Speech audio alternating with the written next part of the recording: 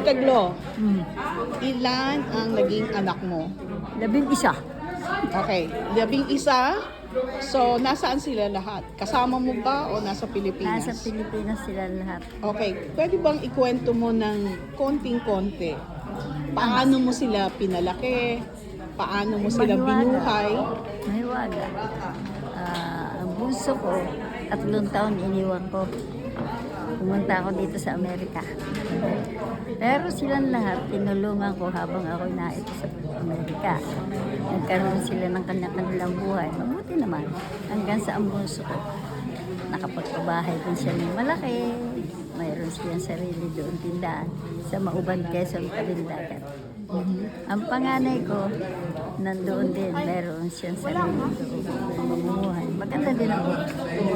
Kaya natutuwa ako at sa pagtulong ko sa mga anak ko. Hindi nila pinabayaan.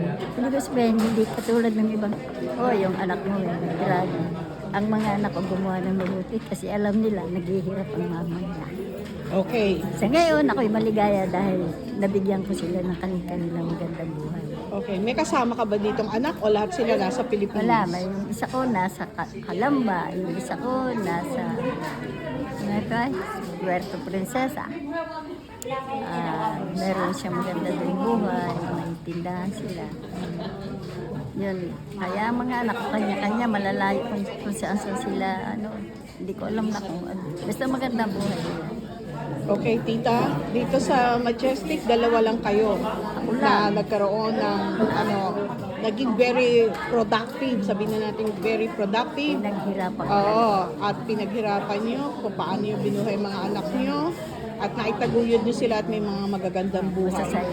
Okay, congratulations, tita. Masaya Isa sila. ka. Sa At masaya paghihirap ka? ko, sa paghihirap ko, walang gumawa ng masama.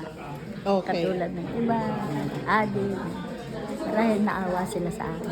Okay, so lahat sila nasa Ayaw mabuting nagpapatawa. kalagayan. Pero may 3 na akong anak na patay. Oh, it's okay, it's okay. 2 babae, 1 lalaki. Yeah, ang importante doon 10 ang inilabas mo, ang Naitaguyod ko naiproduce sila. nyo ng iyong asawa. Nagpapasalamat ako sa Panginoon Diyos, walang nangyari na sama sa kanila. Okay. Yun, namatay sila. Pero okay naman. 2 dalaga, isang may asawa na namatay. Okay. So maraming salamat tita Okay, sa thank maikling you din. interview, sa pinaulakan mo kami, sa namalaman kung paano mo binuhay ang 10 mong anak. Sa Congratulations pagpapakahirap ko again. dito sa Amerika. Yeah, okay. So congratulations again, Thank you. tita. And isa ka sa sasabihin na nating Mother of the Year ng Majestic. Thank you. Thank you so much. Okay, They bye-bye. finished college, all those 10 children. Children, lahat sila? How many went to school? 2.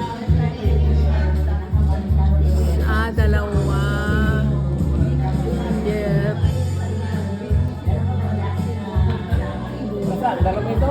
5 sila. 5. So ano mga tinapos nila o ano mga profession Ilan nila? ang ano dyan? Yes, ikaw nga.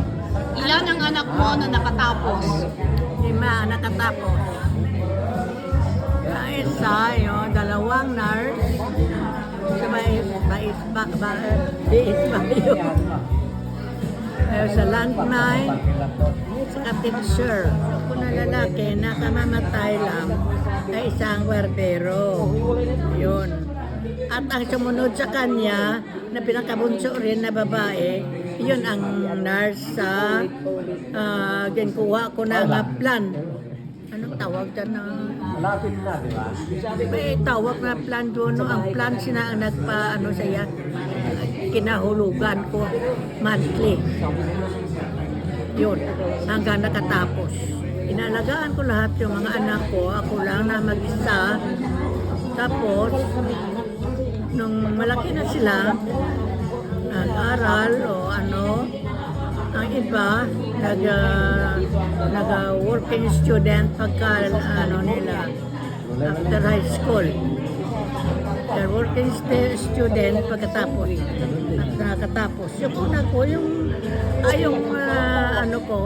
yung panganay ko, nag-nurse yun sa ng Lulaya, grandmother yan, nanay ko.